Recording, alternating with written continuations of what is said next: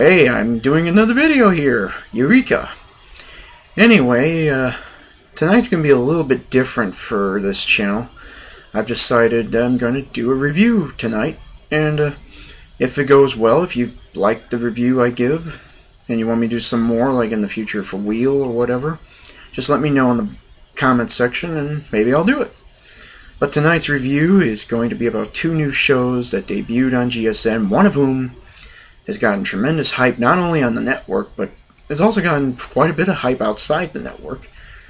And it's the American Bible Challenge, and of course it's the other show, the one that's kind of like the ugly stepsister, Beat the Chefs.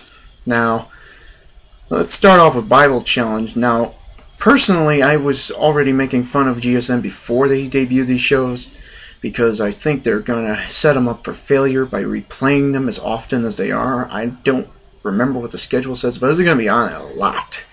And I think that will ultimately hurt both these shows.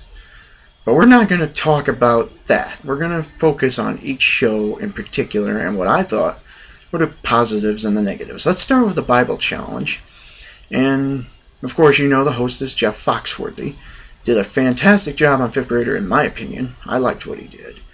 Now, here on the first episode, I don't know if it's so much that the Bible doesn't really allow for great puns, or if Jeff, because he does a Bible study in Atlanta, is kind of hesitant to do anything, but I really think he did not. He sort of functioned like an Alex Trebek here.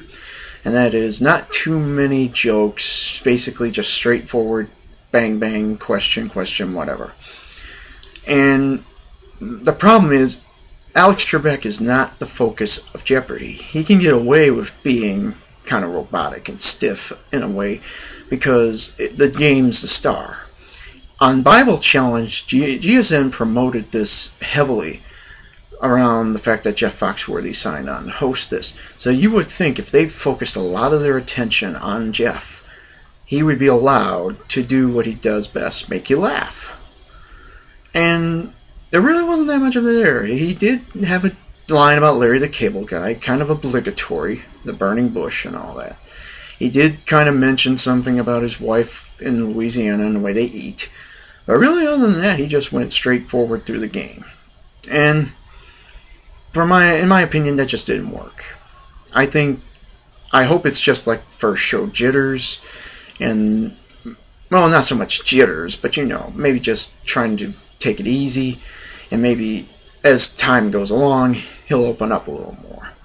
So I think his hosting was average at best on this first one. Now, the set does kind of resemble 5th Grader in a way. I know there's the three team podiums, and you got the audience and the board and all that, so it wasn't too extravagant. I think it fits the needs of the show, so that was pretty good.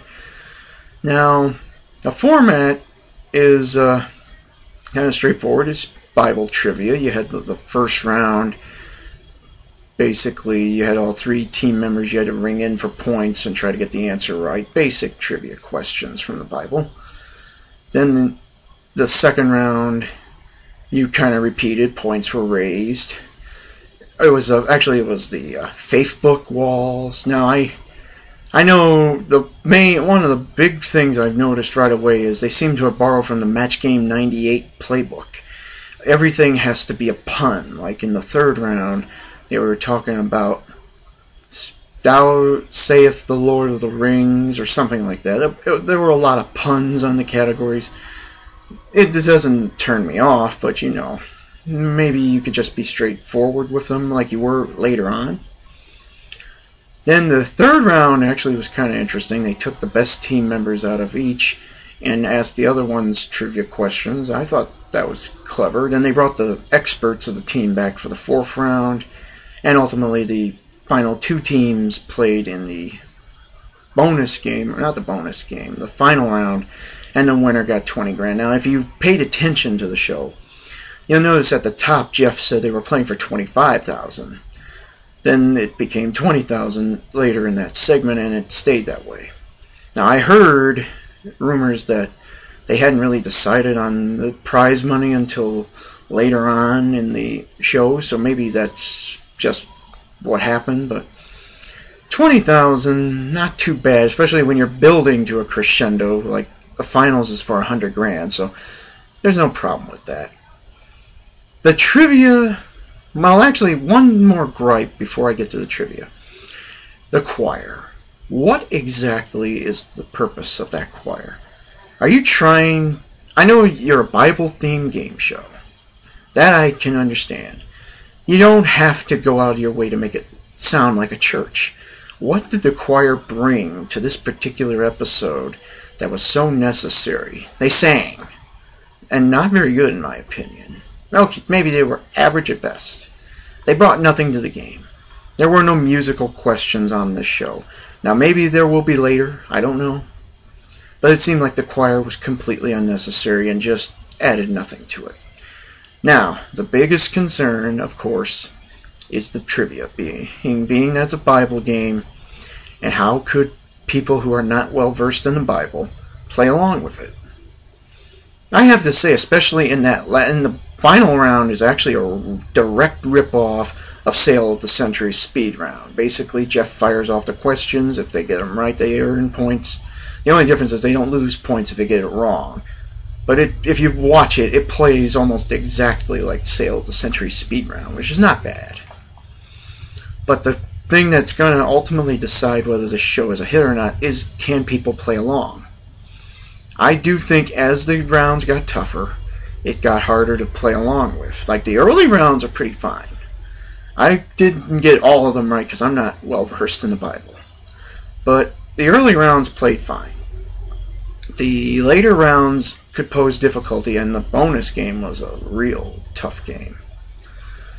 And I don't know. It's gonna be a judgment call. I think the structure of the show was fine. Jeff has room to get better not to get better necessarily, but he can expand beyond just reading the questions and the puns. He can add a little bit of humor. It's not like he said on Jay Leno that God's gonna strike him down at the pearly gates for doing this game show. So as long as he keeps it tasteful, be Jeff Foxworthy. Don't be Alex Trebek. This is not what GSM wants you to do, I don't think. So, but I don't see Bible Challenge surviving beyond the 9-episode run. It's too narrowly focused for it to succeed, and with the amount of abuse it's going to get, it's going to be even harder. Now, Beat the Chefs. What can I say about it? Basically, you got 2 half-hour shows crammed into a 1-hour show. You start off with a regular family competing against your culinary experts. They cook one dish in a head-to-head contest for whatever amount of time. Then the experts eat the dishes, and then then we have a second game with another family competing against the same pros with a different recipe, and we repeat the cycle. And then the best dish at the end, if the Joes win, I'm just going to call them the Joes because they're average, they win $25,000. And let's start off. The host, Matt Rogers, I don't watch American Idol, so I don't really care who he is.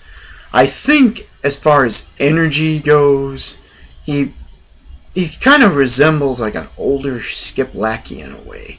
He's very excited, but it doesn't seem like he should be excited as he is. I mean, Jeff had his level of excitement at the right level. Matt Rogers basically performed his function, and that was about it. It could have been much better, but I guess it could have been worse. I'm indifferent about his hosting. Now, where I have a problem with is the format. You've got 2 families competing against the pros. They're each making a dish against them. Now, this would be fine if it was just a half-hour show. I think you have 2 ways you could do this that were better than what they trotted out. You could either make it a half-hour show, have one family compete against the Joes for the $25,000, or if you wanted to insist on it being an hour, you could have both families compete against one another, have one of them get eliminated in the first half, and then the team that survives plays for the $25,000. You add a real competitive element that way. Having both families cook the food, to me, really hurts it, because you gotta wait till the end of the show to get any kind of result. And if you do it the way I suggested it, you'd have two results. You'd see who gets eliminated and you see who wins. Wouldn't that be a little bit more exciting than waiting and waiting and waiting? And otherwise, other than the prize money, it didn't really flow like a game show I would watch. It kind of has that cooking show mentality, which is fine if this was the Food Network or something like that. But when you're on GSN, and faster paced action wins the day, usually, it's kind of doesn't fit the mold of the shows they should be pursuing. I think it focused a lot more on the backstage drama, i.e. reality, and less on the game show. And in that way, it kind of bored me after a while. I don't care, really. Show maybe one or two accidents in the kitchen, like maybe the cut finger or the burning of the bacon, burning whatever. Show that a little bit, but don't give me these. It was too long. It basically would only work if it was a half-hour show on the Food Network. It's not. I think it has even less of a chance of succeeding than Bible Challenge, because it just seems like it's screaming to be half an hour, and it's not. So basically, what do I think? I think Bible Challenge and Chefs both seem to be doomed before they start. Bible, because the trivia is too obscure, and if Jeff is going to host this way the rest of the show, it definitely is not going to be fun to watch. And Beat the Chefs is too long for what the structure is. It needs a different structure, maybe a different host, because I never really watched Skip Lackey, but Matt Rogers reminded me a little bit of him, and that's not a good sign. And overall, it's just GSN's throwing a lot of their eggs into these baskets, and I don't think it's going to work. So, GSN, you got to go back to the drawing board, and with the crap like Family Trade and War of the Rose Sisters on the horizon, you've got a long way to go.